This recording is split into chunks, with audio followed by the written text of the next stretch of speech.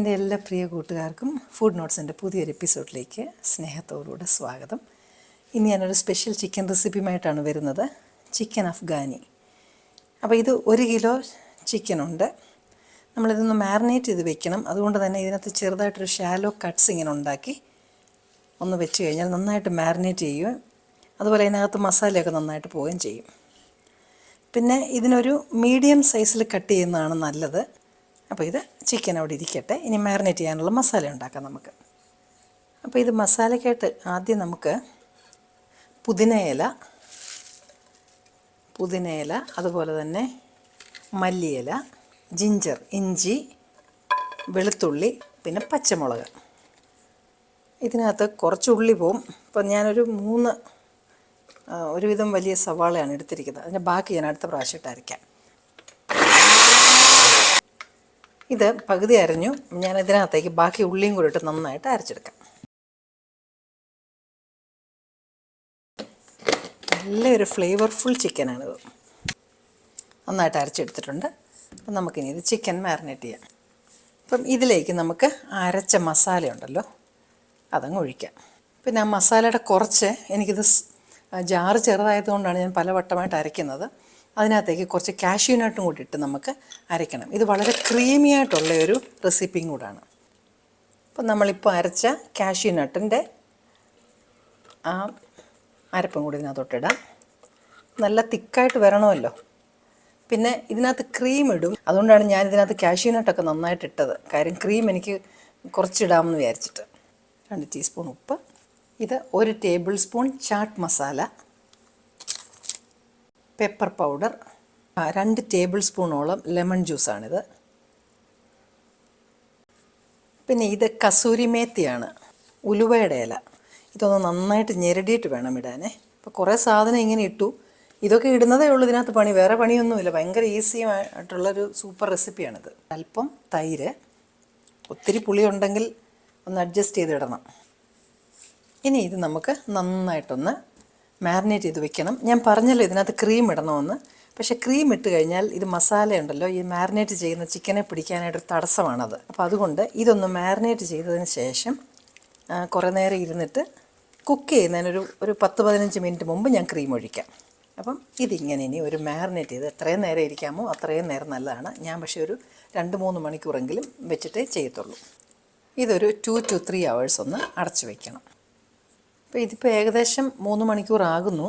ഇനി ഒരു അരമണിക്കൂറൂടെ ഉള്ളൂ. അപ്പോൾ ഞാനിപ്പോൾ ഇനിയും അതിൽ ക്രീം ഒഴിക്കാം. ഇത് നിങ്ങൾക്ക് ടേസ്റ്റ് അനുസരിച്ച് ഒഴിക്കാം. ഒരു 100 ml ഒക്കെ ഒഴിച്ചാൽ മതിയാകും. അപ്പോൾ ഈ മാരിനേറ്റ് ചെയ്ത് വെക്കുന്ന ഒരു കാര്യം മാത്രമേ ഉള്ളൂ തടസ്സം. ഭയങ്കര പിന്നെ ഈസിയാണ് ഇത് ചെയ്യാൻ. പിന്നെ ഒരു അരമണിക്കൂറൂടെ ഇരിക്കട്ടെ. ഞാൻ കട്ടിയുള്ളൊരു പാൻ വെച്ചു. അതിലേക്ക് ഞാൻ ഗീയും വെളിച്ചെണ്ണയും കൂടി ഞാൻ മിക്സ് ചെയ്താണ് ഒഴിക്കുന്നത്. വളരെ റിച്ചായിട്ടുള്ളൊരു ഡിഷാണിത് കേട്ടോ. എണ്ണ ചൂടാകുന്ന ഉടനെ ആ മാരിനേറ്റ് ചെയ്തിരിക്കുന്ന ചിക്കൻ, അത് മസാല വേണ്ട,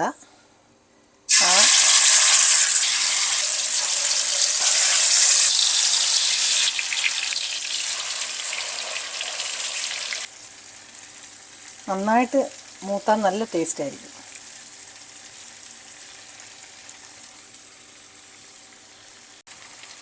ഒരിച്ചിരി നല്ല ഫ്ലെയിമിൽ വെച്ച് ഫ്രൈ ചെയ്യുന്നതായിരിക്കും നല്ലത്. കാര്യം അപ്പോൾ അതിന് വെളിവശം ഒന്ന് നന്നായിട്ട് പെട്ടെന്ന് മൊരിയും. കരിഞ്ഞു പോകാതെ നോക്കണം. ഇതിങ്ങനെ വെളുത്തിരിക്കുന്നെങ്കിലും നല്ല ടേസ്റ്റാണ് കേട്ടോ. നല്ല എരിയും ഉപ്പും പുളിയും എല്ലാം ഉള്ള ഒരു നല്ല അരോമാറ്റിക് സ്പൈസസ് വെച്ചുണ്ടാക്കുന്നതാണ്. അതുകൊണ്ട് വളരെ നല്ലതാണ്. തന്നെ അല്ലെങ്കിൽ it will be very soft on your stomach also. ചെറുതായിട്ട് അവിടെ എവിടെയൊക്കെ ഇങ്ങനെ ബ്രൗൺ കളറിലായാൽ മതി.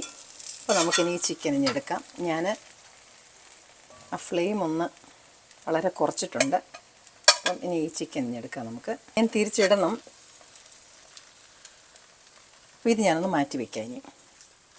ഇനിയും ആ എണ്ണയ്ക്കകത്ത് തന്നെ ഇതാണ്ടേ ഒരു ചെറിയ പട്ടയുടെ ഒരു കഷ്ണം, അതുപോലെ 2 ഏലക്ക, പിന്നെ ഒരു 3 ഇവിടെ എന്താ പറയുന്നത് ക്ലോവ്സ്, ഗ്രാമ്പൂ, പിന്നെ 5-6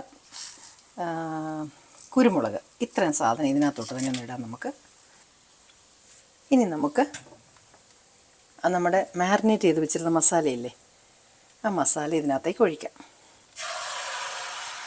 പിന്നെ കരിയാതുണ്ടല്ലോ, ഇത് നല്ലപോലെ മൂത്ത ഈ മസാല, അതായത് ചിക്കൻ്റെ കൂടെ ഉണ്ടായിരുന്ന മസാലയാണത്. അത് നല്ല ടേസ്റ്റിയാണ്.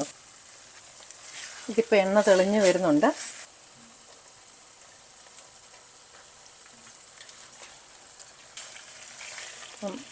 ഇനി ഇതിനകത്ത് പ്രത്യേകിച്ച് ചേർക്കാനൊന്നുമില്ല, ഒരുവിധം എല്ലാം നമ്മൾ ചേർത്ത് കഴിഞ്ഞു.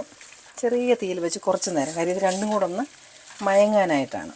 അതുപോലെ തന്നെ ഈ പാത്രത്തിനകത്തും ഒരല്പം നമുക്ക് ചാറ് വേണമെങ്കിൽ ചൂടുവെള്ളം, വേറെ വെള്ളം ഒഴിക്കരുത്, തണുത്ത വെള്ളം ഒഴിക്കരുത്, ചൂടുവെള്ളം ഒഴിച്ച് അതങ്ങ് ഒഴിക്കാം.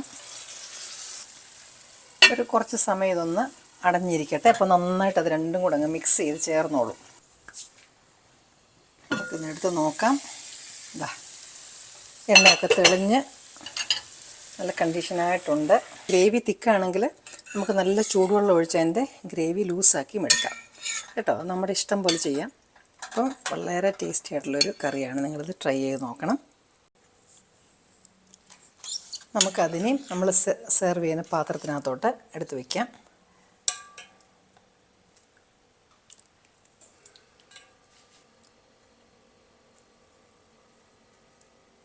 നിങ്ങളെല്ലാവരും ഇതൊന്ന് ട്രൈ ചെയ്ത് നോക്കണേ, എന്നിട്ട് അഭിപ്രായം അറിയിക്കണം. ഇനി നിങ്ങൾക്ക് ഇഷ്ടപ്പെടുന്ന മറ്റു നല്ലൊരു റെസിപ്പിയുമായിട്ട് വീണ്ടും ഞാനെത്തും. Till then I am signing off and you stay safe.